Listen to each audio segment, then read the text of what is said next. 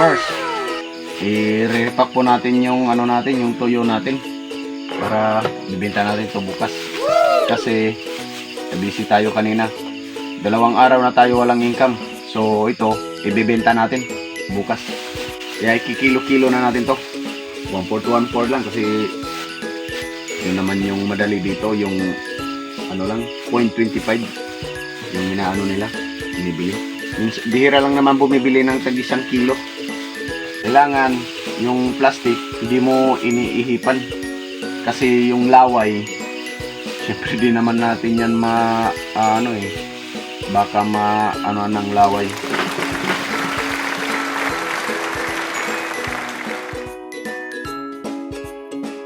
So malalaman na natin kung ilang kilo to. Nakabenta na tayo nito ng 300 pesos. Yan, mabagal pa tayo kasi baguhan pa lang tayo dito. Yan, tamang-tama.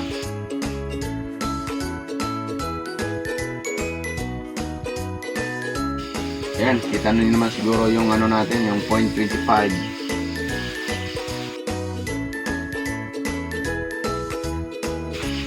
Siguro sobra na to. Wala. Dalawa. Yun. 0.25. Dati mga ka-farmers, hindi ko alam kung ano yung 0.25. Yung alam ko lang, yung sinasabi nilang 1/4. Ang problema naman doon, alam natin ano yung 1/4. Pag i-compute mo yon, paano lalabas? Wala namang 1/4 na nakalagay sa cellphone. Diba? Kaya dapat alam natin yung bawat guhit ng timbangan. Ang tuyo kasi natin, tuloy. Mataba siya. Kaya tingnan nyo, lumalabas yung taba niya. Munti ko na ihipan. Kaso nandyan kayo. Makikita nyo.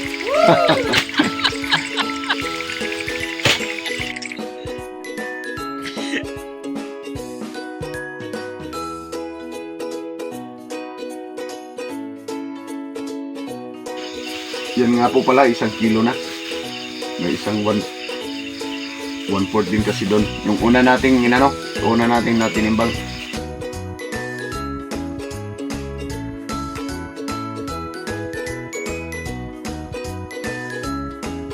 Kaya po pala natin to kinilo-kilo na para hindi na tayo magdala ng timbangan. Yung puhunan po natin nito hindi gaano malaki yung puhunan natin. So ano lang naman to natin, try lang natin.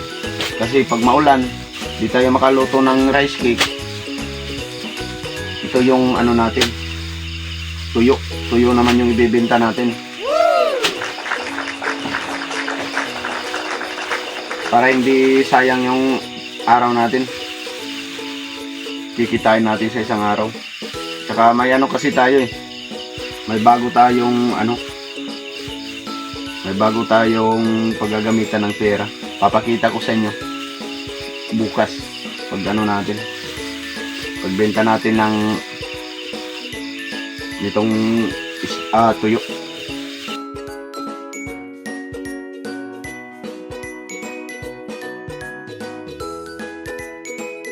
Yan po mga ka-farmers, habang tumatagal lalo tayong bumibilis. So namamaster natin yung pagsilid natin sa cellophane. Ano nyo, konti na lang.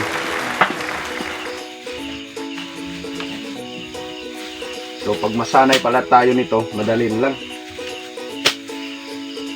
Kaso yung pagkilo natin, para pulos. Lahat yata mintis. Kanina, walang mintis. Ayun, tinamaan din.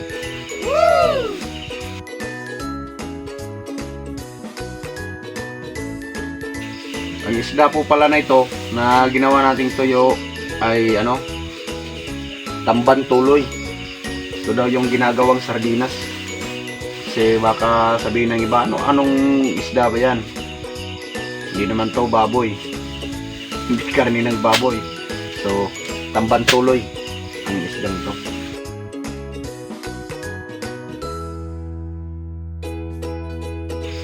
So, pagkatapos natin ito, bibilangin natin kung ilang kilo.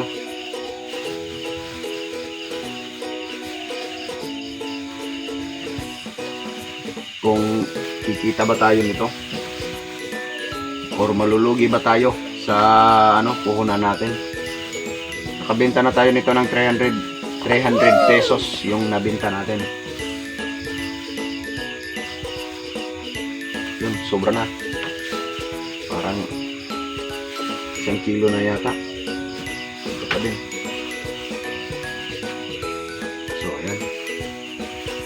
Tinamaan din.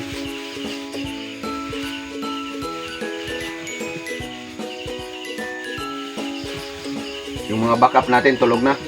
Si mama na lang yung gising. Kaming dalawa na lang.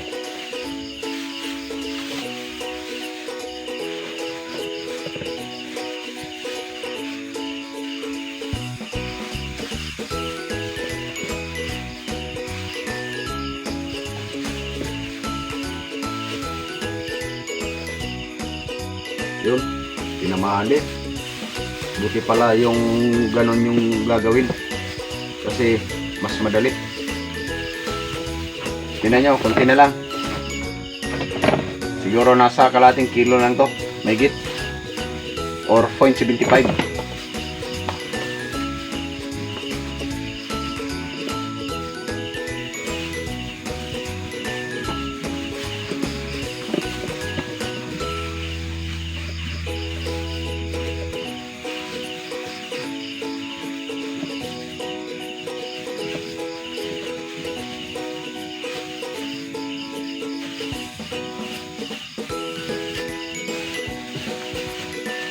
Ito, pasobra lang itong isa. Walang sobra, tamang-tama lang.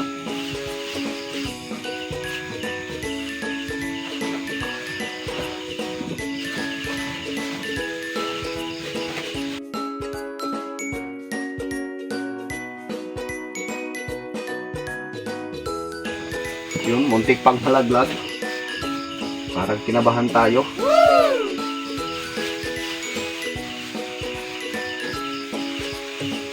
Hindi na to aabot ng 1/4. Kunti na lang. Lahat ulo na lang. Kaya 0.1. So hindi na lang natin ito bibenta. Dito na lang to. Pang ulam na lang to ng natin, ng pusa natin. Pag hindi maarte yung pusa natin. Pero sayang mauulam pa sana to. Pero okay lang yun. Pusa natin, minsan lang naman sila magkaroon ng ulam. Tsaka yung mga bantay natin, sina Viper tsaka si Nami. At tsaka yung isa, yung kulitoy natin, pangalan nung ay si Tatax. Yung kulitoy. Ayan po, tapos na po tayong amoy tuyo. Tapos natin ni kilo. Kaya pagkatapos ni Pangpang, bibilangin natin. Hugas lang muna ako ng kamay.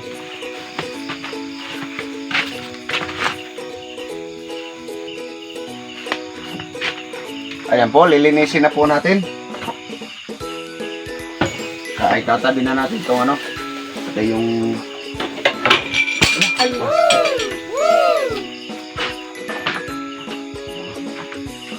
yun, nabasag yung natin. Yung baso natin, hindi natin nakita.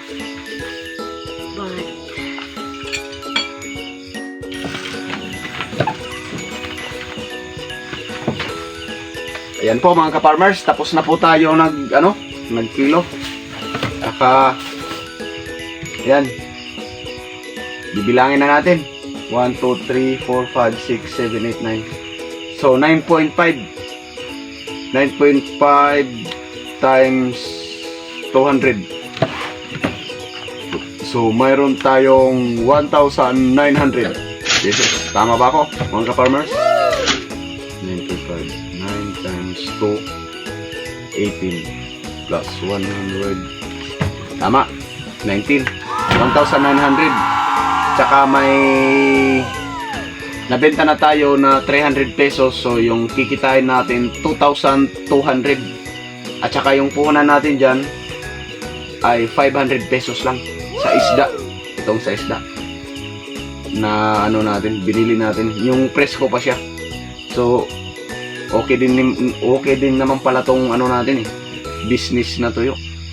So try pa lang to. To yung una natin na ano na pagbenta ng tuyo natin. Subukan natin bukas kung kabenta ba tayo. Susunod naman, abangan nyo bukas yung ano natin, yung pagbenta natin to. Tulog na tayo mga ka-farmers. Ito pala yung ibebenta natin bukas mga ka-farmers. Yan. Bawat balot niyan 0.25 or 1/4. So yan, 1/2 yan, dalawa. Ito 4, 1 kilo. Yan 4 o 3 kilo. 3 kilo kalahati. Kaya yan 4 din. 3 kilo. 4, 5, 6, 7, 8, 8, 9. So 9.5. Yan yung 9.5 na ano natin, bibenta natin bukas. At saka ang maghahawak niyan, syempre walang iba, si Pangpang. Siya yung magdadala niyan kasi ako yung magdadrive. Ako yung magdadrive sa motor. So abangan nyo na lang bukas yung pag-ano natin, pagbenta natin sa dito sa ating ginawang tuyo. Pero silang nag-ano niyan eh, yung nakahuli niyan, pinsan ko lang din. Tsaka sila na yung naggawa na tuyo niyan. Tsaka kinuha namin yan nung isang araw doon sa kanila para ibenta na kasi okay na. Ayan po, abangan nyo bukas yung ano natin, pagbenta natin. Magandang araw po mga ka-farmers. Ito, magbebenta na tayo sa ano yung sinilid natin kagabi na tuyo. Ito na, pinasok na natin pala sa ano, sa lalagyan niya. Dito sa balde na nilagyan natin. Ayan. Ito na. So, bibenta na natin to. 40 ang isang ano, 40 ang isang balot dito. Okay, ito may gabi. Gabi, pero hindi pa ito natin dadalhin itong gabi kasi yung paghahatiran natin wala dito, maliligo daw sila sa dagat. Ngayon si Ma'am Mia. So, ito lang muna yung dadalhin natin. Tara, let's go.